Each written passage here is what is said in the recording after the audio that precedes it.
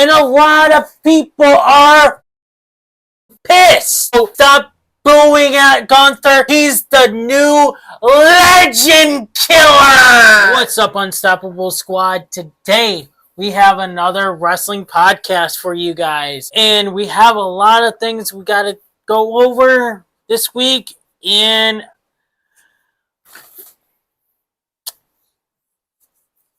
yep, ruthless aggression.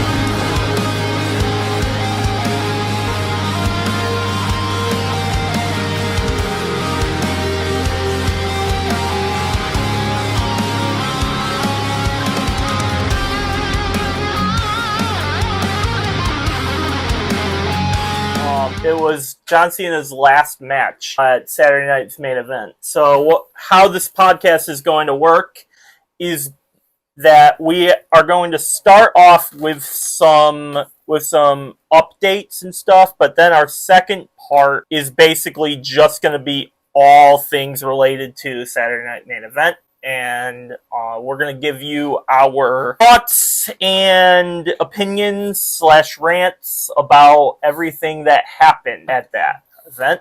and if there is some rants, it's going to be an interesting podcast. not just that, it's going to be warning to headphone users. So, I mean, we could just issue a headphone user warning now. Yeah. We don't know what's going to happen yet. So Yeah, it all depends on how the two of us are feeling.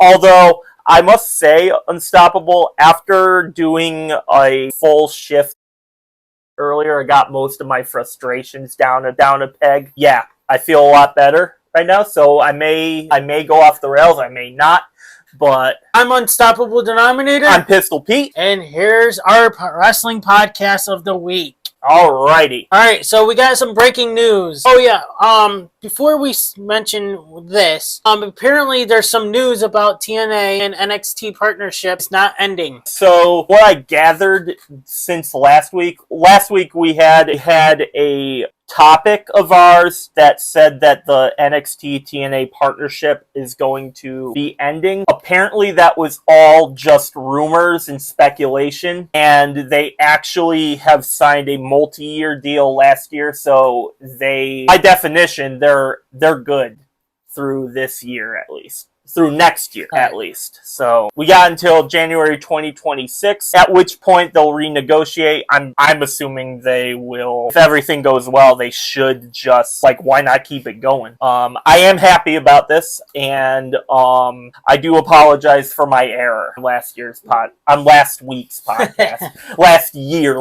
we did this a year already. It's almost gonna be, in September. Yeah, in September. This is year. December of this year. So we still have a long way to go. Alright, so breaking news. The teams for TNA versus NXT Steel Cage match on the December 18th episode of Impact have been confirmed, which is this Thursday, right? Yep. Mike Santana, the Hardys, Matt Cardona, Steve Maclin will face Stacks, Lexis King, Brooks Jensen, Tyson and Tyriek. Alrighty.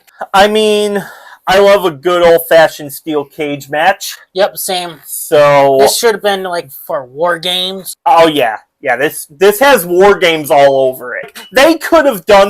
This is why War Games was such a disappointment, because number one, you had the Triple H and the Shawn Michaels angle that went nowhere, and it was supposed to be building to a War Games event, which never happened. Yeah, and I remember when I brought it up in our podcast, where the hell is NXT versus the main roster? Where the fuck is the War Games between NXT and the main roster that they teased for NXT and Triple H, Shawn Michaels? Yeah, I agree. Because for those of you who don't know, I believe we talked about it on this podcast, one of the Yeah. episodes. They had a thing on NXT. It was Triple H came out and they were teasing a War Games match between Shawn Michaels and Triple H. That really never went anywhere because they never brought it up again. And, well, apparently that's because TNA and NXT are supposed to be having their own event. And it's going to be on TNA Impact this week, which, low-key, I might actually watch that because I like most of the guys. I'm not too familiar with Tyson and Tyriek. Aside from those two, I like the lineup. I think I'm leaning Team TNA right now. I'm hoping it'll be Team TNA because it's most likely NXT, WWE, most likely everything. Right, but we're on TNA Impact. I know, now. but still. So who knows? But I think I just think the TNA lineup is a lot stronger. Yeah. Of course, Stax and Lexis King and Brooks Jensen are bad dudes themselves. But so Lexis King is like a mid-carder. Yeah, he's okay. Compared to Mike Santana, the Hardys, and Matt Cardona, and Steve Maclin are pretty much like for a world championship. Yeah, and Mike Santana was just recently TNA World Champion until he wrongfully got pinned on his first defense, which go check out that podcast. Boy, we went off the rails.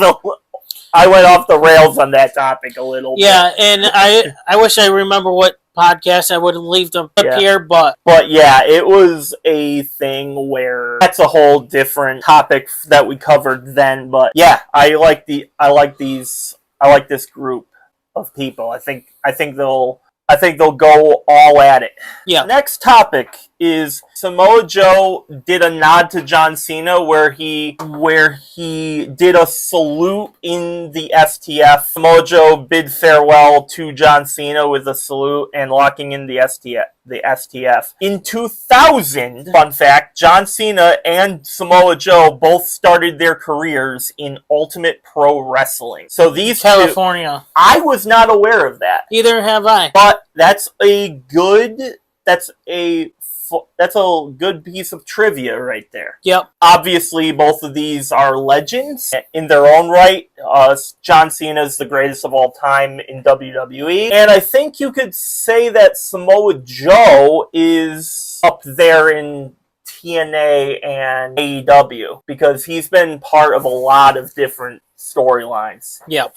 Especially with Ring of Honor recently. He's made appearances after he signed with AEW. I haven't watched a lot of AEW recently, admittedly, but I've always said I'm happy it exists because, in my opinion, the wrestling industry, much like every industry, is better when there is as much opportunity as possible. Right. And the fact that we have a solution,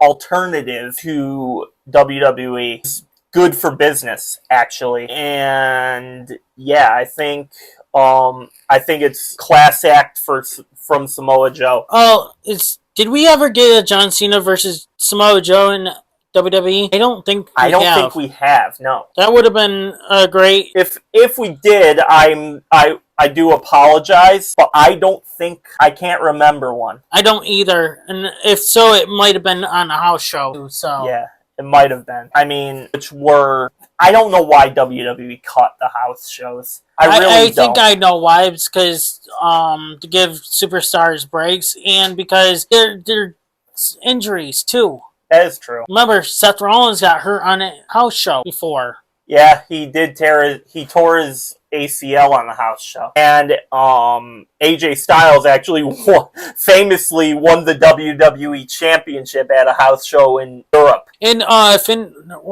Samoa Joe won a championship against Finn Balor on a house show. Yep. And I remember that night because I actually was like, man, I wish I was there to actually witness it because it was around here. It was around here, wasn't it? Yep. Was it over in Albany or Springfield? No, it was in Lowell. Oh, okay. That's not like around here. Yeah, but it's close. That's close-ish to us. Yeah. So I was like, man, I wish I could have gone. Yeah, it's like They had Bound for Glory in Lowell. Right, and because cousin this past year they had Bound for Glory over there. Interesting. I didn't know that. Yeah, you learn something new, and I guess like for like not a lot of people went. That's the other thing. But those locals are wild. I'll tell you this: they did go. A lot of people did go for the TNA Bound for Glory. Yeah, they did. My friend was there though too.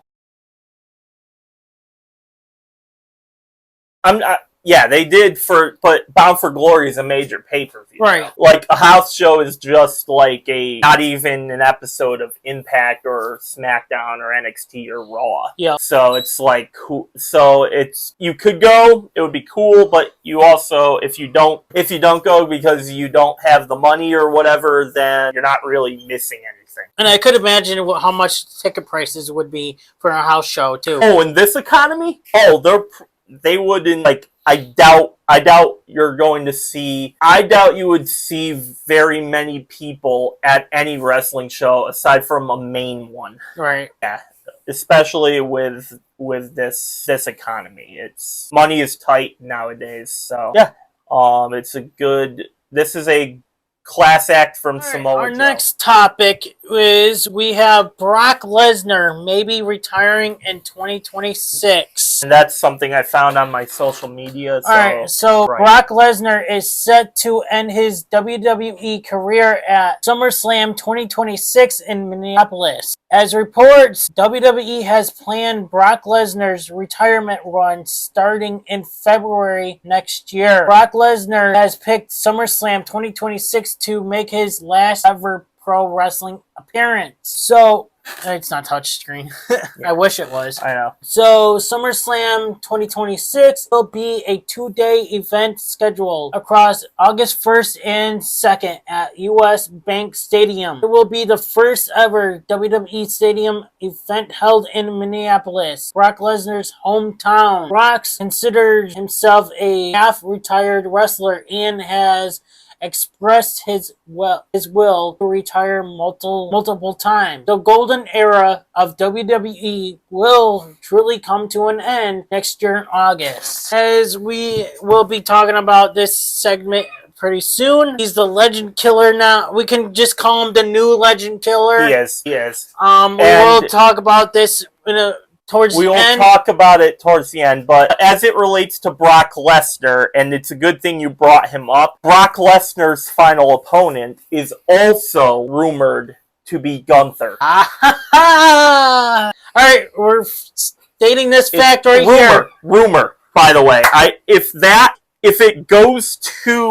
it comes to fruition, then it's a huge coincidence, but keep it with a grain of salt. When it comes to that point, if it does happen to be rumored true, and if it's Gunther, December 14th of this recording, Tuesday, December what? December 16th. Remember, December 16th podcast, we'll go back and re-listen to this.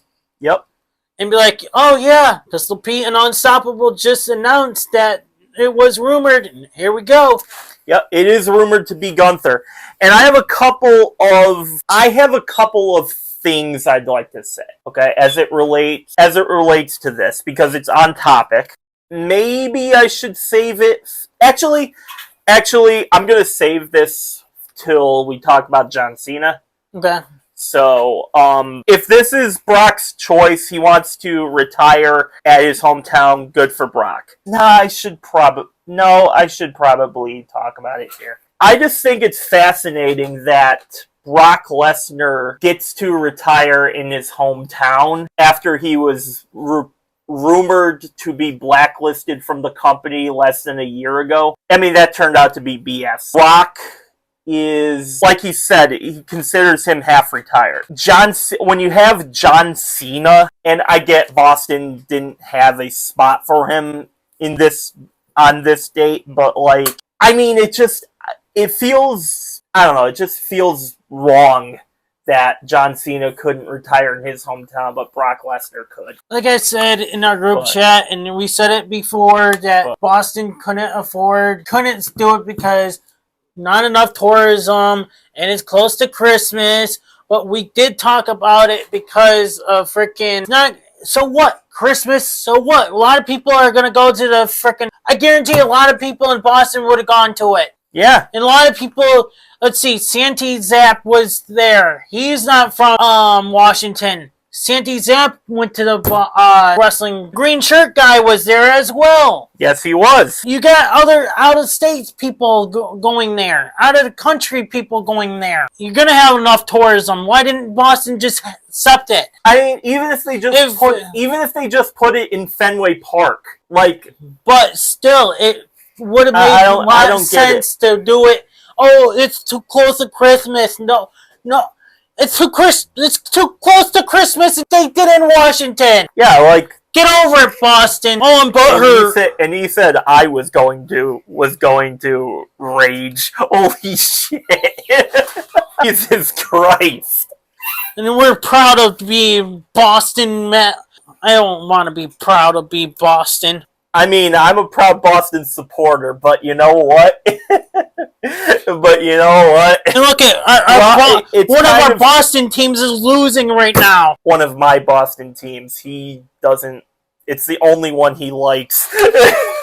Okay. Not enough tourism. But yeah, if Brock Lesnar truly does face Gunther at SummerSlam 2026, look back at the December 16th, I think. Yeah. December 16th podcast and replay this segment because that would be massive for our status on YouTube right now. Right. Now, if so, I'll run it back. Yeah. Run it back. Run it back. All right. Our next topic, according to Sportskeeda, WWE has ended Jey Uso's single push and moved him back to the tag team division because he couldn't improve in the ring. Notably, Jey made a lot of botches during his one-on-one matches as a singles wrestler, and he could not improve his wrestling skills. WWE might have lost confidence in Jey as a single star, and so they have reunited him with Jimmy as a tag team again. Unstoppable. Do you think that this is the right move? I still feel like we're going to see a heel turn. You think it's still going to be Jey? Yep. Interesting. Because he's getting frustrated, and, we saw him lose. He got frustrated. He did. We didn't see a phone call get called from Jimmy. How you got to lead into the story. You can't say, hey, I called my brother and say, hey, we should do the tag team again. We need a story into it. That is true. We do need a story. Like backstage, you should be backstage instead of being on the phone. Be in the backstage and talk to your brother. Hey, we should bring back the Usos. No, let's call it up. All right. So I have a couple things. Number one, and this is most important, as we've been talking about Jey Uso's heel turn for, it seems like, every fucking week on this podcast, and I'm really sick of covering this, both jokingly and actually literally, because it feels like we're reiterating English the same thing over and over again, but it hasn't really happened yet. Right. Number two, so that is leads to be desired. Will he not? Who knows at this point. Number two, they keep on teasing about it too. Yeah, I know. Number two, as much as I love Jimmy and Jey as a tag team, they've pretty much have done everything as a tag team. Yep. That there is to do, really. I mean, I guess you could have them put over, like, up-and-coming teams from NXT. But imagine they go to NXT to win NXT tag. Or TNA. They could do that. Usos versus the Hardys. The Usos versus the Hardys. For the TNA Tag Team Championships. That would be a match I would be interested in. And so, as much as I like them as a tag team, they're one of the GOATs in WWE, obviously, if not the greatest of this generation. Jey Uso's single run, kind of disappointing. Yeah. Because it feels much like, I said it last week, much like LA Knight, the only difference between LA Knight and Jey Uso is the fact that when they push Jey Uso, 9 times out of 10 he wins. LA Knight, whenever he's pushed to anything, really, for whatever reason, they build him up and then they have him lose in the main event. So, I also don't really fully buy into Jey. Yep. Oh, it's still up. Yeah. It's still on. Whatever. I also don't fully buy into Jey Uso as a Singles competitor. Singles title holder. I don't know, for whatever reason, and I might sound like Gunther right now, but for whatever reason, whenever I think of WWE champion, even though Jey is one, I don't think of Jey Uso right away. I think of like John Cena, I think of The Undertaker, I think of Stone Cold Steve Austin, I think of Randy Orton, and there's a million other names before I get to Jey Uso. And you know what? It's sad to say this. We never got to see Jimmy get a championship. Championship. No, we have not. And maybe that's something they could do with Jey turning heel. Maybe they could give him maybe they could push Jey as a heel and Jimmy as a face, and Jimmy could win the title from Jey.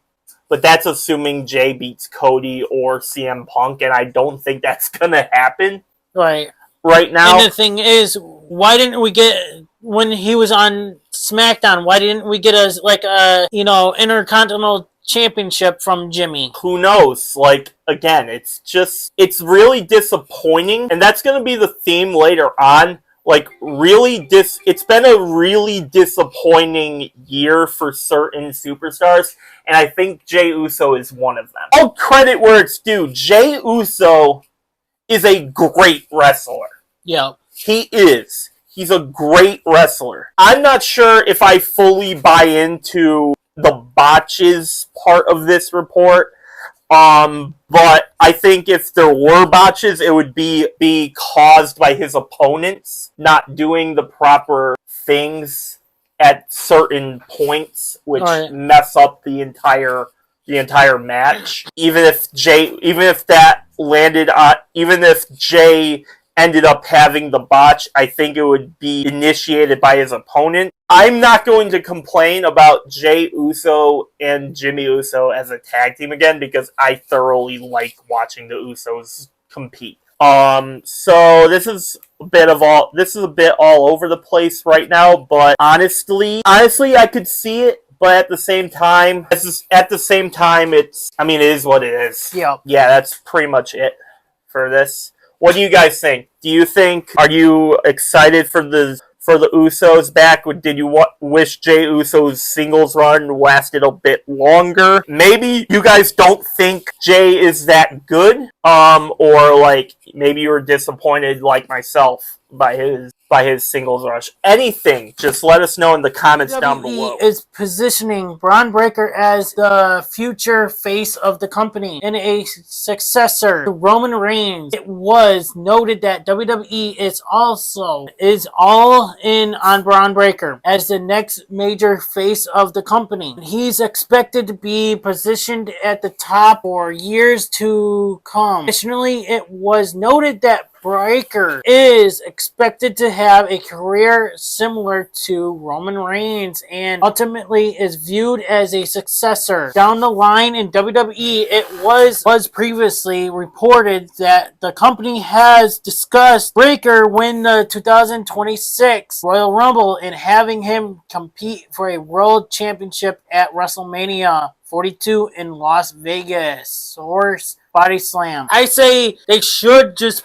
give him the belt at the first Raw. Yeah, January 5th. But seems like they're pushing it to WrestleMania. But like I said, I feel like they should give it to him sooner. Yeah, honestly, I'm all for it. Honestly, I'm all for Braun Breaker being the next Roman Reigns. It's kind of been obvious from his time in NXT that this would have been the case. However, I do believe that for him to win the Royal Rumble, that might be a possibility. If he's in the Royal Rumble, then that means he won't beat CM Punk. So maybe this is them saying that Punk is going to keep it for a bit, and then maybe Braun Breaker wins it at WrestleMania. As far as Braun Breaker being the future face of the company, I really am all for that. Yeah, same. Anything else? Like I said, I just want to see him when he does his spears. Like, it tells you, like, he's better at spears than Edge, Goldberg, Roman Reigns. His spear, he jumps at it. Yeah, he does. Like, he's better at. He just should fully just have the spear than anyone else. Roman Reigns, find another move to have. Goldberg, find another move to have. Edge, find another move to have. Give the spear to Braun Breaker. He gives the spear something, I don't know how to say it, but his spear is better than anyone else's. That's all I have to say. Let us know in the comments, what do you feel about Braun Breaker as the future face of the company? Our next topic, Jim Ross was asked if WWE contacted him for any kind of a John Cena tribute, to which he said the following: "No, are you kidding me? Why would they do that? It's wrestling. I don't work for them, but I would have been happy to do it. I'm sure that if they had requested something, that Tony Khan would have blessed it because he's a wrestling fan. And if he and the powers that be thought that I could help out a little bit, I would love to be a part of it, simply because John Cena was one of my guys." First of all, anything that Jim Ross has to say about wrestling, you should take him as a credible source / he knows what he's talking about, because he's one of, if not the greatest announcer to ever do it. So first of all, anything that he says should be taken as credible. And honestly, this is honestly, I'm not surprised by this. Because, like, as I said, I feel like Jim Ross is the type of dude who, if he likes something, and if everyone else would like him to do this, he would gladly do it. Seems like that kind of guy. I know his health has been iffy as of late, but honestly, do you think Tony Khan would have done it for him? No. I mean, either. And the thing is, Jim Ross wants to bitch about it. Well, look, we haven't seen Jerry Lawler either. That is true. I think Tony Khan is so up in his own ego that he wouldn't give any little bit of help towards WWE in any shape or form. Right. Because, I mean, look at what he has done to talent who want to go there. He basically blacklists them all just for doing so. And we did cover that on our podcast, too. He blacklists talent even if that's what they say that they want to do. If they're under contract, they'll hold him prisoner from doing it, even though it's the right thing to do. Would Jim Ross calling John Cena's last match, or if John Cena did a tribute to him? Sure, I'm sure Jim Ross would have done it, but I'm not so sure there would be much mutual relations between WWE and AEW. Right. And that's the problem with this. For John Cena, maybe, just because it's John Cena and this is history right here. So there is that other side to it, but honestly, I'm not sure if it would have worked out. Especially there's history with Edge and Cena, Chris Jericho and Cena. There's a couple of wrestlers like Dean Cena. Yep. Yeah. So what do you guys think? Are you upset by this? Personally, I don't think it matters. Nope. Personally. But anyway, I don't think this hurts either legacy. Jim Ross is one of the GOATs, so he has to, if you ask the man anything about the industry, you have to listen to him / hear him out. What do you guys think? Let us know in the comments below. Alright, our next topic is the Masked Man could be having a faction. So there's rumors that we have seen, there's rumors that they're saying that, oh, we just saw Austin Theory. And then the next one, oh, we thought we saw Montez Ford. Yeah, I did see that. It's like, bro, maybe they probably trying to lead up to, yes, maybe a faction, but they also could be leading to like saying, oh, we need this guy to fill in for the actual guy until they actually get the guy. It could either be Seth freaking Rollins, it could be Chris Jericho, it could be anyone. Jericho's supposed to be rumored to appear early next year, possibly at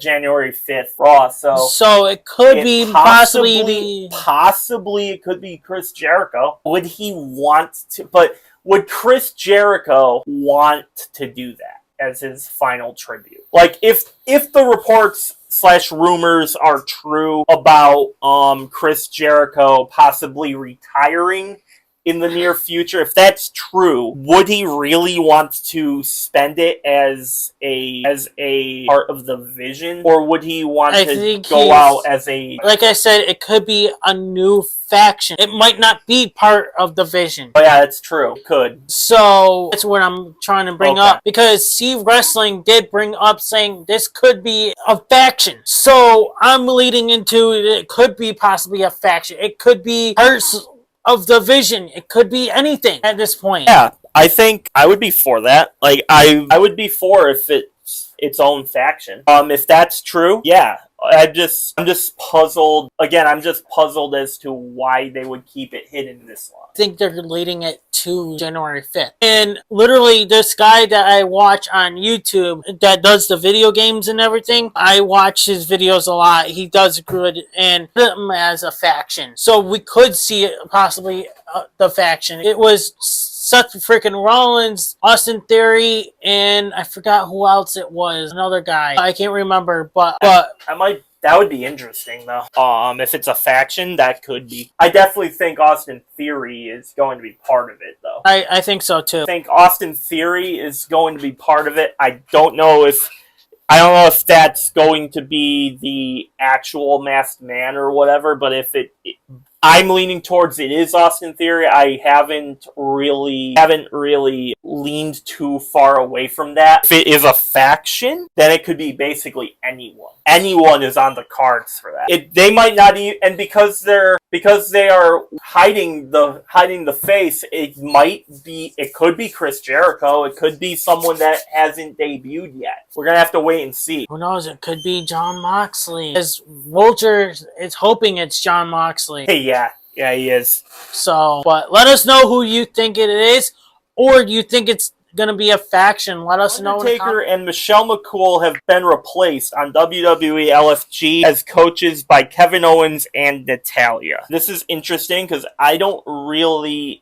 have anything to say about this because I don't really watch WWE LFG. Either do I. I literally just finished listening to the Undertaker and Michelle McCool's podcast. Well, the Undertaker's podcast. I'm literally caught up on it for now, but I still don't understand why they're being replaced. I think, much like I said with Jim Ross, I think the Undertaker and Michelle McCool, if they want to talk about the business, they should be able to. And they seems like it was some sort of like competition shows. It's being replaced. It's being replaced as, remember Tough Enough? It's what The Undertaker said. It's like Tough Enough. Okay, so... But it's a little different. Okay. So I'm assuming they each have their own groups guessing? Of talent, because it says coaches. So I'm assuming like they have their own group. Yeah, I'm guessing, so... Okay. Kevin Owens and Natalya, as much as I give Natalya character shit, because I think her character could be way better than it is right now. And the thing is, Natalya is pretty much like a coach anyways, because literally her and Tyson Kidd have a dungeon like where they train wrestlers. Oh, they have their own school. Yeah. Okay. I was listening to that on, I hate to say it, you want to talk about on podcasts recently. You watched? Wow. I was listening to his podcast at work. So, interesting. Hey, I have nothing else to listen to, so Fair. I might as well just, Fair. listen Fair. to Undertaker. What do you want to talk about? Cody Rhodes podcast and other ones, since Fair. I'm all caught up on my other podcasts. Yeah, I think Kevin Owens, I have very little to say, but Undertaker and Michelle McCool are good choices. So are Kevin Owens and Natalya. Kevin Owens is probably in the discussion for the best singles wrestler of the current generation. Yeah. He's at least in the discussion. Speaking of Kevin Owens, I was listening to Cody Rhodes' podcast. He said possibly by July or June, he should be having neck surgery. Hopefully he'll have a speedy recovery and hopefully he'll be cleared. And even if he isn't, Kevin Owens is all best wishes and all of that to Kevin Owens, because he seems like a good dude. Yeah, he is. And he sounded like a cool dude anyway. He sounds like a cool dude, and whether I have a lot of respect for Kevin Owens as a competitor and as a person. Yeah. And same thing with Natalya. I may not like her character, but I do respect her because she's been in the business for years as well. She's one of the last Hart family members that is still competing. So I do respect her for that too. If Undertaker mentions it on his podcast, if we see it being reported, we'll bring it up. If it's not, if I listen to the podcast, I will bring it up. When Kevin Owens mentioned something about Cody Rhodes podcast where Cody Rhodes was talking to his son, I feel like if Kevin Owens does be cleared to wrestle, I see that leading into a storyline but yet Dusty talked to Kevin Owens where Cody Rhodes could bring that up too in a storyline. Yeah, I could see Kevin Owens wanting to work with his son. No. Kevin Owens' son talked to Cody. Oh, okay. To talk to him and stuff, where Kevin Owens couldn't talk to him about stuff like that. Okay. So I see if Kevin Owens gets better, medically cleared, I see it into a storyline. Yeah, I totally see that. But Cody Rhodes can mention saying, "Hey, my dad talked to you, and I was upset about." Great storyline right there. Yeah. WWE if Kevin Owens gets cleared. Yeah, if Kevin Owens is cleared, then obviously you throw him right back into the mix. Yep. And Natalya has put in the work as of late because she's been on NXT. She's been on Raw and SmackDown. She's made appearances on TNA. She's made appearances on AAA. She's a AAA champion, I think. Okay. Last time I think we reported it here on this channel. All props to both of them, and I wish nothing but the best for Kevin Owens. What do you guys think? Let us know in the comments below. Our next topic is Chelsea Green wanted to have a custom Divas United States Championship, but WWE management said no. This came from Insight with CBV. Chelsea Green is kind of like a diva, so she acts like a diva, the way she acts and stuff, so that would have been perfect for her. It would have been. Character. It would have been awesome. And then don't get me wrong, Tiffany Stratton is a diva too, so I think I can see why Chelsea Green would want this, because I don't know if you've been keeping up with NXT or not. Her and Ethan Page are a mixed tag team champion. Yes, in AAA. Ethan Page has a custom Canadian flag North American championship. I remember about that too. Yeah. So Chelsea Green probably wanted a custom. She's from Canada too, so maybe she wanted the Canadian flag in the back of the United States Championship. I doubt it. But I doubt how that would go over with an American. It would have been like Canadian championship. I was gonna say Canadian state, but yeah, Chelsea Green is on a roll right now. She's a United States champion. She's also part of the AAA mixed tag team champion with Ethan Page. But to see management, WWE is so corporate, this seems like a corporate move. Yeah, right. It really does seem like, no, we can't do that. But it would be fun. No, we have our own policies we have to enforce. You're not allowed to have custom. But Ethan Page has his own custom. Yeah, because Ethan Page that's an NXT title. But Makes no sense. This makes zero sense as to why they would say no. They've said yes in the past to a lot of things, but who knows? Maybe Chelsea Green's not at that level yet. And the thing is, she's a diva. She acts like a diva. So doesn't Charlotte Flair. So doesn't Tiffany Stratton. Becky Lynch? Yeah, her too. Considering she's been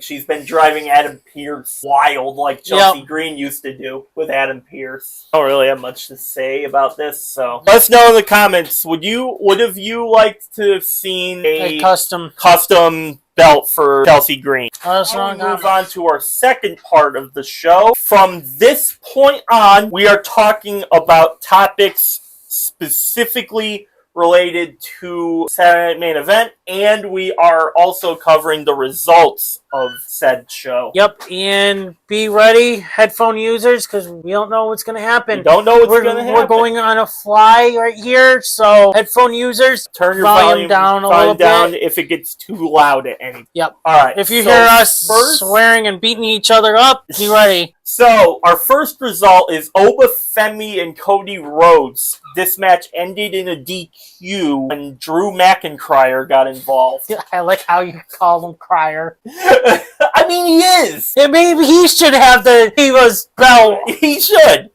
He should have a Scottish Divas belt, right? For him. There you go, Drew. Go to management. You want a custom belt. Drew McIntyre got involved.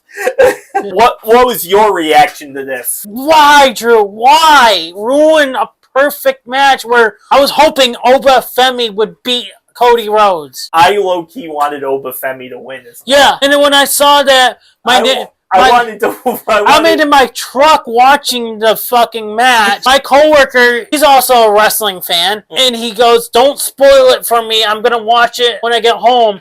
So I'm like, "Fucking Drew McIntyre!" He's like, "You okay over there?"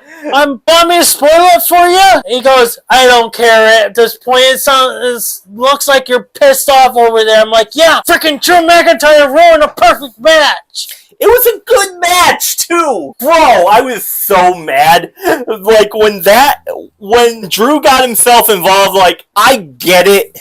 You don't want Cody Rhodes to lose. And you don't want Oba Femi to lose because he just won the NXT championship. Right, they're trying to make him look strong. Like I said in a group chat, they're trying to make them both strong. So I feel like, you know what? I feel like we could see a triple threat.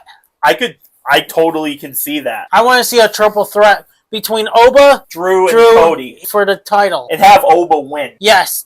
So that way Cody and Drew's feud continue going on without the belt. Yeah, that could be a WrestleMania feud. Yeah. That would be awesome, actually. It would move Oba Femi up the main roster with that title win. He'd instantly be at but be on SmackDown at least. He'd have to lose the... Well, I mean, he could... Not really. He could continue with it. I mean, I think... In the past, they would have to strip Oba with the title. Yeah, because... Like, when Paige won Divas Championship, they had to strip her in the past. And Asuka, obviously Asuka's streak, she went on she basically was the equivalent of, like, Goldberg for NXT. So they was like, yeah, she's just wasting her career down here. She should instantly be up. And they obviously had to strip her of the NXT Women's Championship. I feel like I'm missing one. There was probably one. Feel like I'm missing one that won it. But anyway, I feel like you don't necessarily have to strip Oba Femi, but I think they would. I feel like they would strip Oba Femi. Or make him lose just to get him to win the title. Title. Maybe Joe Hendry. Oh my God. Give it to Joe Hendry. Oh shit. Oh shit. Joe Hendry! Alright. Say his name and he appears. What do you guys think? Do you think that Oba Femi and Cody Rhodes should have had a winner, or do you like Drew McIntyre getting involved? Let us know in the comments below what you think. Our next topic is Bayley. Bayley versus Ruka, and Sol wins. What did you think of this match? I was talking to my coworker, so I barely paid attention to it. I don't know What do you think? I mean, it was okay. It felt like a filler match. I was rooting for Bayley. However, I'm not disappointed by Sol Ruca. Not disappointed with her winning this. I think it's great for her career. Right. She beat an established main roster star. So now, do you think this could lead Sol and Zarya heel turn? Zarya gets a little upset. I could jealous. I could see Zarya getting jealous and then have her turn on Sol. I feel it's gonna happen. I feel like that could because happen. she got the win on the card and she's gonna be jealous. This one, it just felt there. You know how some matches you're not necessarily looking forward to them, but you're also not disappointed that they existed. That's how I feel about this particular match. It just felt there for me. Right. But props to Sol Ruca getting the win over an established main roster star, which was the entire point of the event. Like, have these NXT guys get their time in the sun. Yeah, and show to the rest of the WWE universe who doesn't necessarily pay attention to the NXT. Show them like what they're missing, what they're missing, and what most importantly, what the future of this industry is going to look like. Right. Because once some of these other guys' contracts run out, or / they retire, / they move on to elsewhere, these guys are like people like Sol Ruca, Obafemi, Javon Evans, and Leon Slayer, which we'll get to in a minute.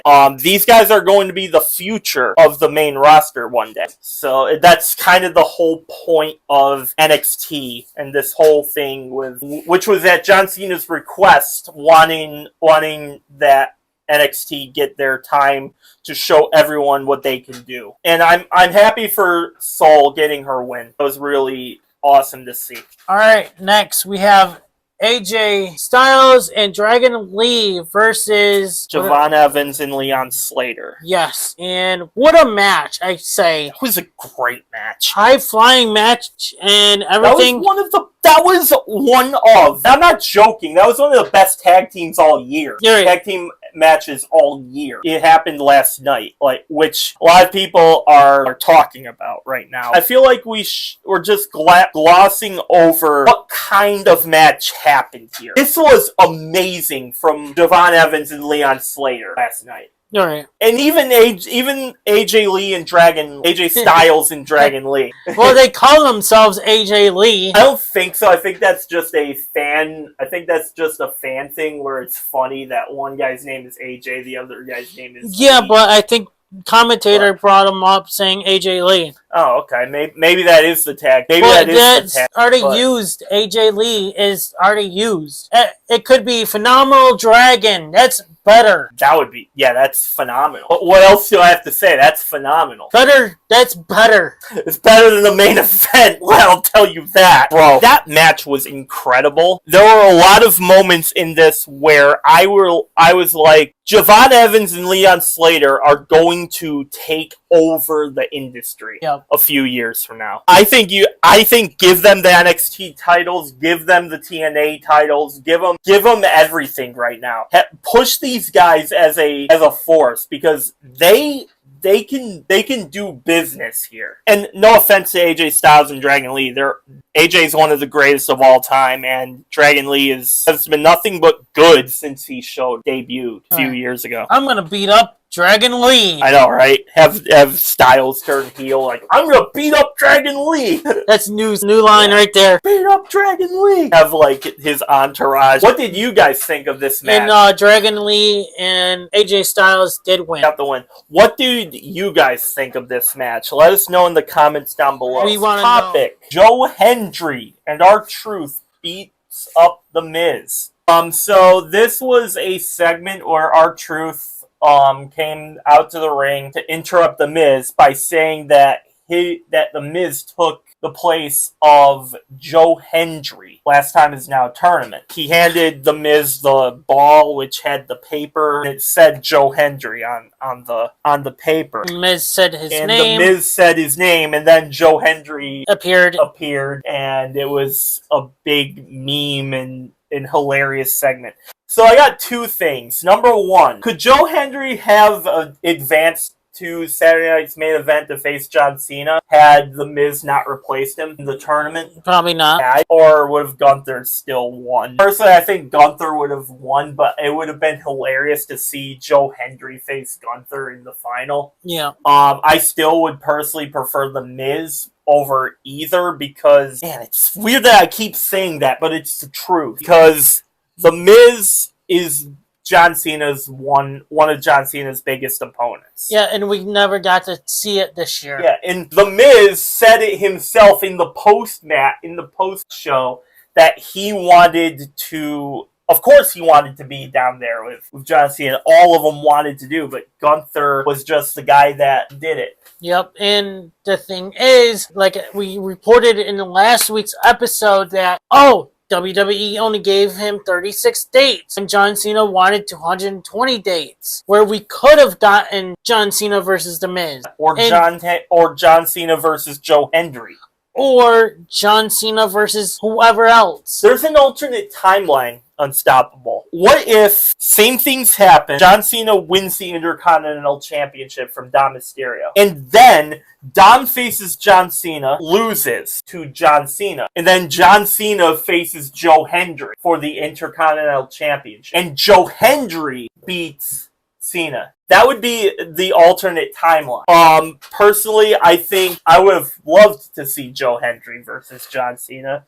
It would have been a good way of like passing the torch to the next babyface in the company. Assuming that's where they go with Joe Hendry, I don't see any reason not to. But WWE, they do their own. They have their own way of doing things. The other thing is, and this is what I want to end on this, at least this topic, because we got one more. And you all know what it is. I want to see Joe Hendry and R-Truth as a tag team. Yeah, they both did the You Can't See Me and Fine Knuckle Shuffle on The Miz. I want to see that. I think there's something there. And I just think that would be really cool. I feel like we could see that happening. And let us know what you guys think. What their name would be called. Ooh, that's a good one.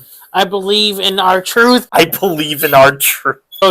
Joe Truth. R. Hendry. No, Truth Hendry. Nah. Our name, like appearing. I don't know. I don't know. I think it's. I believe in R-Truth. About any of this. Would you like to see Joe Hendry and R-Truth team up, or Joe Hendry face The Miz? Let us know in the comments down below. Alright, my perfect topic I wanted to talk about. I have called this. The floor is yours. I fucking called this. And you probably guys will say, yeah, called it, but you said he would beat John Cena for the title. Yes, but I kind of called it with or without the title, kind of ish. So I still called it that Gunther would beat John Cena. And a lot of people are fucking pissed. Why?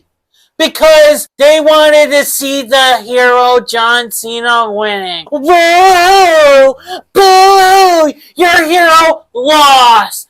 He put a smile on his face and fucking tapped out like a bitch because he gave up. His meme says never give up. Well, guess what? He gave up. And they said that he put a smile on his face. I never saw a smile on his face. That was not a smile. He was kind of like giving a little smile as like he was trying to act like he was smiling because he's upset that he was tapping out. He had to put over someone that he probably didn't want to put over. Okay. So stop booing at Gunther. He's the new legend killer. Wow. And I'm the one that is raging. I'm the one that's supposed to rage. New legend killer. Gunther. First of all, I gotta give you props. You have said from the start of this entire podcast, from literal day one of this podcast, this man and his mask of fortune, mask of fortune teller, mask of unstoppableness. He predicted that Gunther versus John Cena, and that Gunther would have made John Cena tap out. For me, first of all, am I fine with Gunther beating John Cena? Yes, I am, but I feel, this is just me personally, this could have been the same, like, you could have had the same exact thing, because usually when a superstar retires, they have to lose their retirement match, obviously, and then they want to John Cena said that he wants to pass the torch to the new generation. So obviously he wanted to put over whoever retires and have them look good. I think the job was done successfully. I have an issue with John Cena tapping out, though, because like you said, it violates John Cena's entire thing. Never give up. This is his motto. It's been his motto for the past 20 years. This man literally was built up as the next big thing from almost day one when he debuted against Kurt Angle.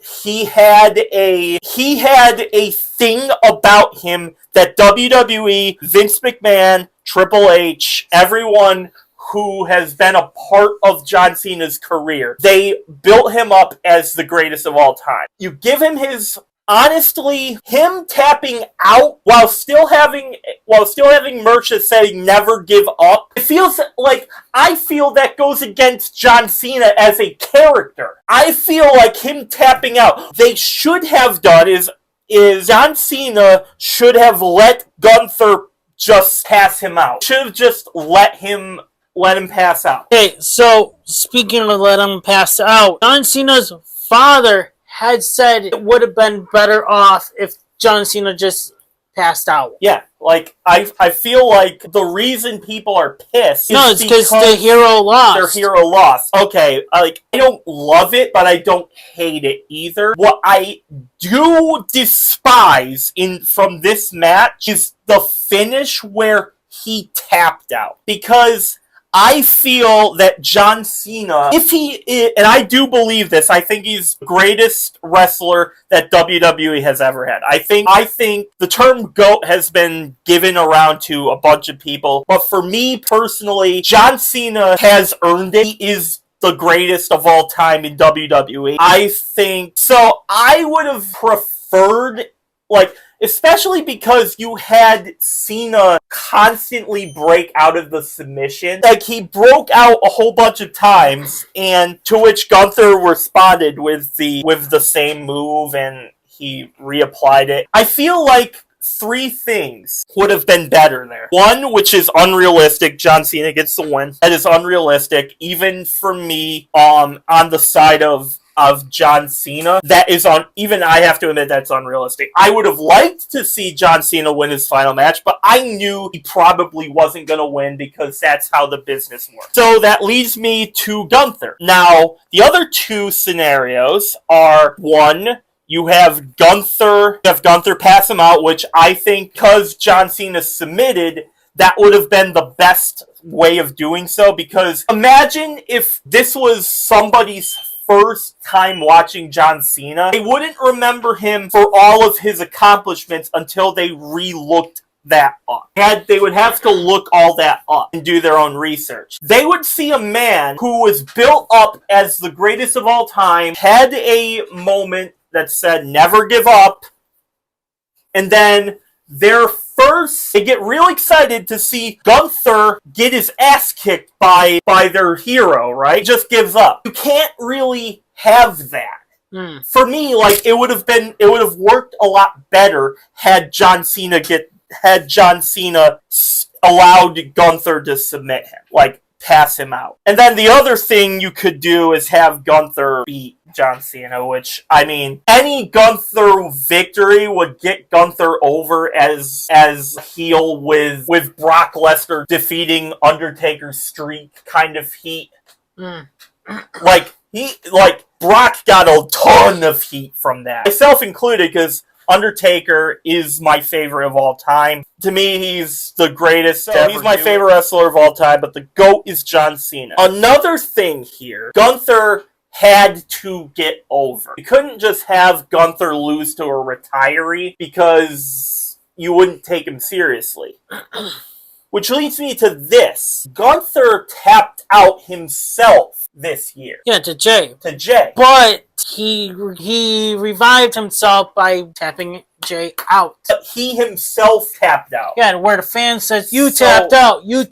But he tapped Jey Uso back out. Okay. But here, what I'm going to say something is, we're on the same topic of Gunther. Never give up, right? How about just give up John Cena? Oh, I mean, I can't really disagree with you. As much as I want to give this man shit, I can't because obviously you said some things here that I'm like, whoa. And even this man has, on his social medias, he was talking to like other friends. I saw what you said. You said that I was gonna rage. Well, it seems like you're the one raging, and I'm just over here like just chilling. I'm good. For now, I'm good. With Gunther versus John Cena. John Cena tapped out. You see that Gunther was going to his bus, right? And the fans started I did see this. Saying, F you, Gunther!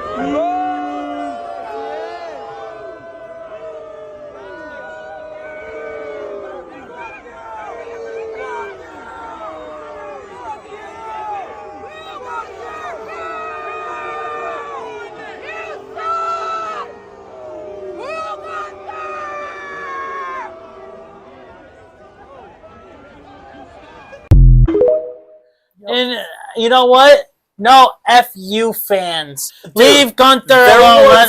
This is leading for the heat for Gunther leading up to tomorrow morning or tomorrow night. This heat is not going away tomorrow. And guess what?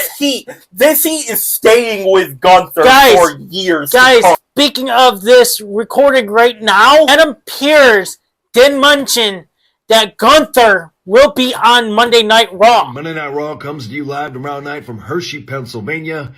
And the man who will forever be known as the one to make John Cena give up, Der Ring General Gunther, will be live on the flagship. Also live tomorrow night in Hershey, pissed off with plenty to say, I'm sure. The World Heavyweight Champion is back. CM Punk will be in the house, and the women's world title will be on the line. La Primera, Stephanie Vaquer, puts the gold at stake against Raquel Rodriguez, and Ivy Nile challenges Maxine Dupree for her women's Intercontinental Championship. That, and don't forget, one of the greatest tag team rivalries of all time is rekindled. The New Day takes on the Usos. That and so much more from Hershey. It's Monday Night Raw, 8 Eastern, 5 Pacific, live around the world tomorrow night on Netflix. Feels like it's the dawn of a new era. That does not feel real, but the show must go on. And as you guys are listening to this podcast, it already happened. So as you guys are listening to this, I already got it in my notes of what happened. Unstoppable will talk about this on Sunday. Possibly might be doing this by myself, or I could possibly getting Vulture, or someone else. Immortal Spades. Maybe. The debut of Immortal Spades on our wrestling podcast fully, but back on this channel. I don't know. Like, this heat for Gunther is not going away. Nope. This is sticking with Gunther because the fans are fucking pissed. What have I been saying all since day one of this podcast? You cannot, under any circumstance, lose the hardcore fans. You cannot do that because the fans will boycott this. Oh, they lost they lost their hero tapping out. This is not at least from the fans' point of view, Gunther is basically Satan right now. I'm surprised right now. No one, Gunther, as he was going onto the bus. Oh, yeah, they did. No, listen, I'm surprised they didn't go up to Gunther and just clobbered him. Adam Pearce said he had to escort Gunther to his bus by security because the fans he didn't have any security in the the back of him. He had security in front of him. He didn't have security in the back of him. Oh. So that's why I said I'm surprised Gunther didn't get clobbered in the back of his head or something by a fan. Some fans are, especially Cena fans. And guys, it's not Gunther who to blame. You can blame it on Triple H. You can also blame it on management above Triple H and the creative team. Actually, trying to be on the Cena side of things here, part of it has to go on John Cena. Because if Triple H telling us the truth, that all of this is John's way of his story, it's all John Cena here. But if it was all John Cena... Hold on. If this is John Cena, if John Cena wanted to go out like that, then number one, okay, it's not how I would have went out, but if this is how Cena wanted to go out, fine. Part of those fans have to have some of the blame on John Cena too, because Cena, if he had the majority of control in his booking, which he may or may not have, we probably will never know the real answer. The only way we could find out is if John Cena did an interview. Yeah, if John Cena interview. I don't think he would mention anything hurt the business. Yeah, I don't think so either. I don't. John Cena has earned his retirement because he's done basically anything for that company. I'm just a little peeved that this is how he went out. For me, I would have had Cena win, even though that's unrealistic. Obviously, since this is his retirement match, he has to lose it and pass it on to the next gen. That's cool, but I think you could have done it either by having Gunther tap out or Gunther pinning him. And actually, I'll give them this. I am happy that this wasn't a squash match either. They actually allowed Cena to look good in this match. Ignore the finish for a minute. The match itself